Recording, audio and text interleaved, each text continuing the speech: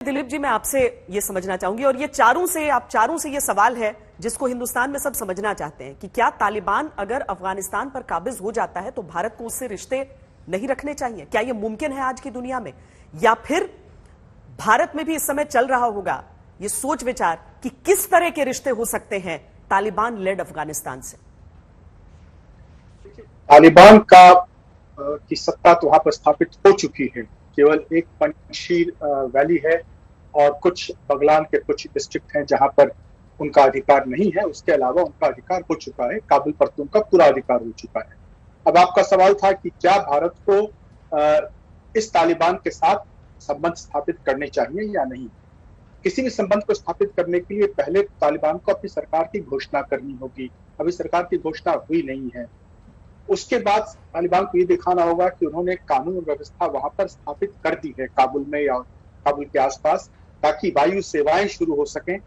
जब वायु सेवाएं सामान्य हो जाएंगी, जनजीवन सामान्य हो जाएगा, तभी हम सोच सकते हैं वहां पर किसी प्रकार के राजनयिक राजनयिक भेजने के लिए। लेकिन उसके पहले हमें बातचीत करनी होगी।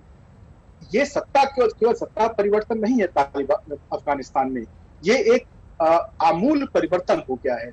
हमें देखना होगा कि जो हमारे द्विपक्षीय समझौते हुए हैं, करीब 12, 13, 15 ऐसे समझौते हैं, MOU साइन हुए थे, क्या तालिबान उनका पालन करना चाहता है? हमारे 4 कॉन्सुलेट थे, क्या तालिबान उन पर खोलने की अनुमति देगा हमें?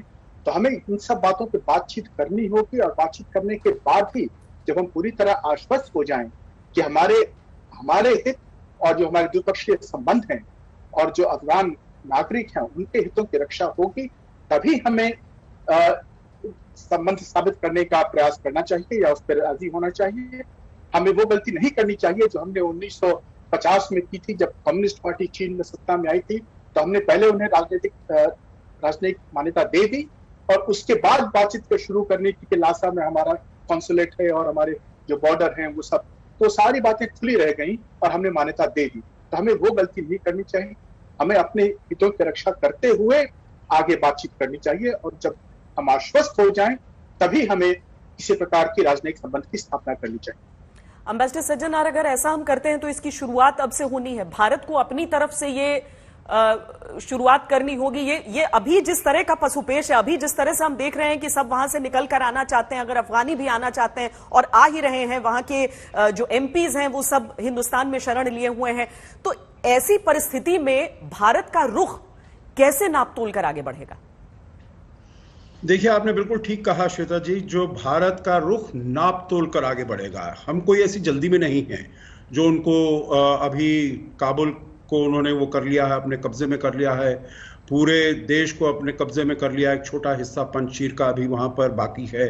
तो हम कोई ऐसी जल्दी में नहीं है जो हम एकदम उनको मान्यता के बारे में सोच भी सके। अभी तो देखिए, उन्होंने अपनी सरकार गठित नहीं की है। करीब 10 दिन हो गए हैं काबुल के ऊपर उन्हें आए हुए। 15 तारीख को वहां पर आए थे, उन्होंने अपना कब्जा किया था। 10 दिन में वो अपनी सरकार भी नहीं वहां पर अनाउंस कर सके हैं, कायम कर सके हैं। एक बारी सरकार आएगी, उसके बाद हम देखेंगे जो सरकार की नीतियां कैसी हैं। जो हम जैसे बात करते हैं, जो मानवाधिकार हैं, जो महिलाओं के अधिकार हैं, जो माइनॉरिटीज के अधिकार हैं, जो जिसे हम कहते हैं gains and benefits of last 20 years, पिछले 20 साल में जो अफगानिस्तान ने तरक्की की है, जो आगे बढ़ा है, क्या वो वहाँ पर लड़कियों को स्कूल में जाने देंगे? क्या वो महिलाओं को बाहर आने देंगे और काम करने देंगे? ये सब हमें देखना होगा, जो मानवाधिकारों का वो कैसे संरक्षण करते हैं। और जो हमें देखना होगा, जो हमारी रेड लाइंस हैं, जो वहाँ पर जैसे हम कह रहे हैं हमें बहुत चिंता है, जो जैश ए मोहम्मद है, लश्कर ए तैयबा है, क्या उनका प्रयोग किया जाएगा भारत के विरुद्ध टेररिस्ट अटैक करने के लिए, आतंकी घटनाओं को अंजाम देने के लिए? तो हमको ये उनसे बिल्कुल अपनी रेड लाइंस पर सेटिस्फैक्शन लेनी होगी। जो उनकी जो टेरिटरी है वो भारत के विरुद्ध किसी भी प्रकार के आतंकी घटनाओं को अंजाम देने के लिए इस्तेमाल नहीं होगी। तो जब हमको मालूम चल जाएगा, वो नीतियां अपनी अनाउंस कर देंगे, उसी के बाद हमें इसके बारे में सोचना चाहिए। जैसे दिलीप सिन्हा ने अभी कहा, जो हमारे कॉन्सुलेट्स थे चारों के चारों बंद हो गए हैं, एम्बेसी बंद हो गई है, और हालांकि टेक्निकली खुले हैं, वहां पर जो हमारे लोकल्स हैं वो काम कर रहे हैं, परंतु फिर भी जो वहां पर उनका क्या नजरिया है, क्या रवैया है, और भारत के जो प्रोजेक्ट्स हैं वहां पर उनके बारे में उनका क्या रवैया है। हमारे करीब 400 high impact community development projects चल रहे हैं, वहां पर के जो 34 प्रांत हैं वहां पर उनका कैसा नजरिया है।